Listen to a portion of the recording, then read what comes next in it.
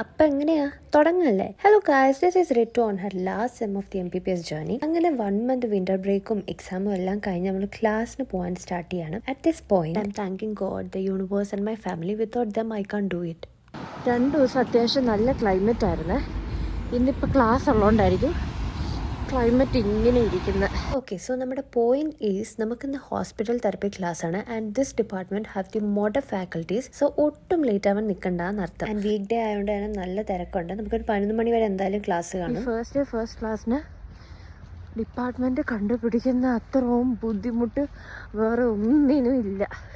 അങ്ങനെ നമ്മുടെ ഡിപ്പാർട്ട്മെൻറ്റും കാര്യങ്ങളെല്ലാം കണ്ടുപിടിച്ച് ചെന്നപ്പോഴത്തേക്കും മാം നമുക്ക് ടെസ്റ്റും കാര്യങ്ങളൊക്കെ തന്നിട്ടുണ്ടായിരുന്നു. ആൻഡ് അവിടെ കുറച്ച് മുട്ടായി ബോക്സസ് ഒക്കെ ഇരിക്കുന്നുണ്ടായിരുന്നു. അപ്പോൾ അതിൽ നിന്ന് ഇന്നേ വരെ മുട്ടായി കാണാത്ത പിള്ളേരെ പോലെ എല്ലാവരും കയറ്റ് വാരി തിന്നുന്നുണ്ടായിരുന്നു. കൂട്ടത്തിൽ ഞാനും 2-3 എടുത്ത് തിന്നു. അങ്ങനെ അതെല്ലാം കഴിഞ്ഞ് നമ്മൾ മാം നമ്മളെ പേഷ്യൻസിൻ്റെ അടുത്തോട്ട് കൊണ്ടുപോയി. പിന്നെ നമുക്ക് ലെക്ചർ ഉണ്ടായിരുന്നു. ഞാൻ എങ്ങാനും ഇതിൻ്റെ ഇടയ്ക്ക് വീട്ടിൽ പോയി കഴിഞ്ഞാൽ ഉറങ്ങും എന്ന് എനിക്ക് ഉറപ്പുള്ളതുകൊണ്ട് ഞങ്ങൾ ക്യാൻറ്റീനിൽ പോയി. അത് കഴിഞ്ഞ് നമ്മൾ ലെക്ചറിന് പോയി. ഈ ഒരു ലെക്ചറിന് മാത്രമാണ് നമ്മുടെ ലെക്ചർ ഹാൾ ഇങ്ങനെ നിറഞ്ഞിരിക്കുന്നത് കാണാൻ പറ്റൂ. കാരണം ഈ ലെക്ചർ ഞാൻ പറഞ്ഞല്ലോ മോഡൽ ഫാക്കൽറ്റിയുടെയാണ്. നമ്മൾ ക്ലാസ് കഴിഞ്ഞ് ലെക്ചറെല്ലാം കഴിഞ്ഞ് നമ്മൾ വീട്ടിലേക്ക് പോവാണ്.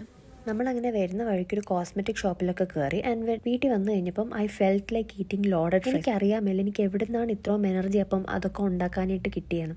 ഞാൻ കടയിൽ നിന്ന് ഫ്രോസൺ 200 രൂപയ്ക്ക് വാങ്ങുന്നതിനേക്കാളും എത്രയും നല്ലതാണ് 40 രൂപയ്ക്ക് കിഴങ്ങ് വാങ്ങിച്ചിട്ട് ഞാൻ തന്നെ ഉണ്ടാക്കിയത്. നല്ല ടേസ്റ്റ് ഉണ്ട്. ഞാൻ വിചാരിച്ചു ഞാൻ ക്ലാസ് കഴിഞ്ഞൊന്ന് പടക്കുമെന്ന് പറഞ്ഞാൽ കടക്കുന്നായിരുന്നു. പക്ഷേ അതല്ല നടന്നത്. അത് കഴിഞ്ഞ് നമുക്ക് കുറച്ച് എഴുതാനും പഠിക്കാനൊക്കെ ഉണ്ടായിരുന്നു. അതും കഴിഞ്ഞ് കുറച്ച് ലേശം ചോറെങ്കിലും കഴിക്കാതെ ഒരു ഡേ എങ്ങനെ എൻഡ് ചെയ്യുക. സോ നമ്മൾ ചോറും കൂടെ കഴിച്ചിട്ട് നമ്മൾ കയറി കടന്നു. അപ്പോൾ ഇത്രയൊക്കെ ഉണ്ടായിരുന്നുള്ളൂ. Bye guys.